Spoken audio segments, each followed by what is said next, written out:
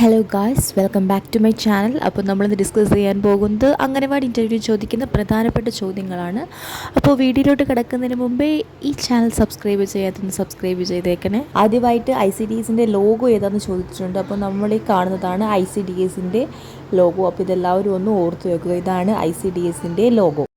അടുത്തതായിട്ട് തൊഴിലുറപ്പ് പദ്ധതിക്ക് പറയുന്ന പേരെന്താണെന്ന് ചോദിക്കുന്നുണ്ട്. അത് മഹാത്മാഗാന്ധി ഗ്രാമീണ തൊഴിലുറപ്പ് പദ്ധതി എന്നാണ് അതിൽ പറയുന്ന പേര്. അപ്പോൾ മഹാത്മാഗാന്ധി ഗ്രാമീണ തൊഴിലുറപ്പ് പദ്ധതി എന്നാണ് തൊഴിലുറപ്പ് പദ്ധതിക്ക് പറയുന്ന പേര്. അടുത്തത് പ്രധാനമായിട്ടും നമ്മൾ പഠിച്ചു വെക്കേണ്ടത് നമ്മുടെ കേരളത്തിലെ മന്ത്രിമാരും അവരുടെ വകുപ്പുകളുമാണ്. അത് നിങ്ങൾ പ്രധാനമായിട്ടും പഠിച്ചു വെക്കുക. പറ്റുമെങ്കിൽ നിങ്ങൾ നമ്മുടെ കേരളത്തിലെ എല്ലാ മന്ത്രിമാരുടെ പേരും അവരുടെ വകുപ്പുകളും നിങ്ങൾ പഠിച്ചു വെക്കുക. നമ്മുടെ മുഖ്യമന്ത്രി ആരാന്ന് നമുക്ക് എല്ലാവർക്കും അറിയാം, പിണറായി വിജയൻ സാറാണ്. പിന്നെ നമ്മുടെ വിദ്യാഭ്യാസ സാമൂഹ്യ നീതി വകുപ്പ് മന്ത്രി ആരാന്ന് ചോദിക്കുന്നുണ്ട്. അത് ഇമ്പോർട്ടൻ്റ് ആണ്. നമ്മുടെ വിദ്യാഭ്യാസ സാമൂഹ്യ നീതി വകുപ്പ് മന്ത്രി ആർ ബിന്ദുവാണ്.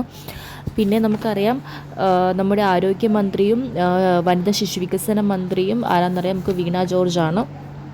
പിന്നെ ടൂറിസം മന്ത്രി ആരെന്ന് ചോദിക്കുന്നുണ്ട്, അത് മുഹമ്മദ് റിയാസ് ആണ്. പിന്നെ ചോദിക്കുന്നത് ധനകാര്യമന്ത്രി ചോദിക്കുന്നത് KN ബാലഗോപാലാണ്. വിദ്യാഭ്യാസ മന്ത്രി ശിവൻകുട്ടി സാറാണ്. അപ്പോൾ അതെല്ലാം പഠിച്ചുകൊണ്ട് തന്നെ നിങ്ങൾ പോവുക. അടുത്തതായി ചോദിക്കുന്നത് മൈത്രി ഹെൽപ്പ് ലൈൻ നമ്പർ ചോദിക്കുന്നുണ്ട്. മൈത്രി ഹെൽപ്പ് ലൈൻ നമ്പർ 1860233208. ഒന്നും കൂടി പറയാം, മൈത്രി ഹെൽപ്പ് ലൈൻ നമ്പർ 1860233208.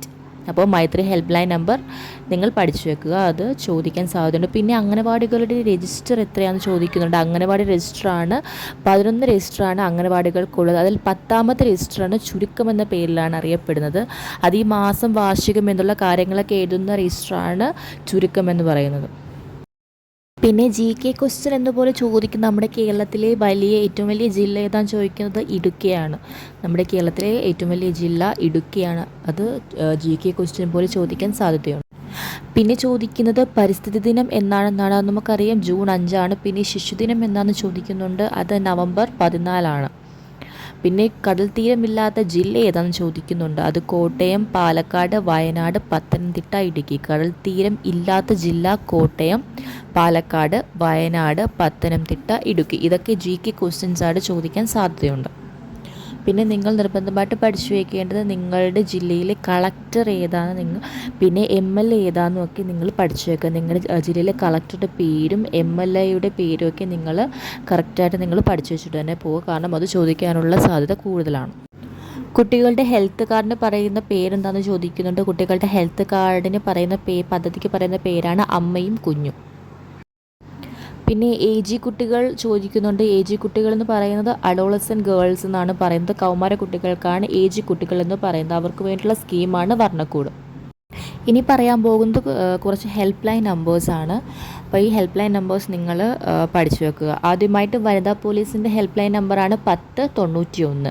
വനിതാ പോലീസിൻ്റെ ഹെൽപ്പ് ലൈൻ നമ്പർ 1091. ക്രൈം സ്റ്റോപ്പിൻ്റെ ഹെൽപ്പ് ലൈൻ നമ്പറാണ് 1090. Crime stopper 1090. Child helpline 1098. Child helpline 1098. നമുക്ക് പോലീസ് നമുക്ക് എല്ലാവർക്കും അറിയാം 100 പിന്നെ സൈബർ പോലീസിൻ്റെ നമ്പറാണ് 04712556 അപ്പോൾ ഇത് നിർബന്ധമായിട്ട് നിങ്ങൾ പഠിച്ചു വെച്ചിട്ട് തന്നെ പോവുക. ഈ helpline numbers toll free നമ്പേഴ്സാണ്, നിങ്ങൾ നിർബന്ധമായിട്ടും പഠിച്ചു വെച്ചിട്ട് പോവുക. ഇനി കൂടുതൽ ചോദ്യങ്ങളുമായി ഞാൻ അടുത്ത വീഡിയോയിലേക്ക് വരാം. അതുവരെ താങ്ക് യു.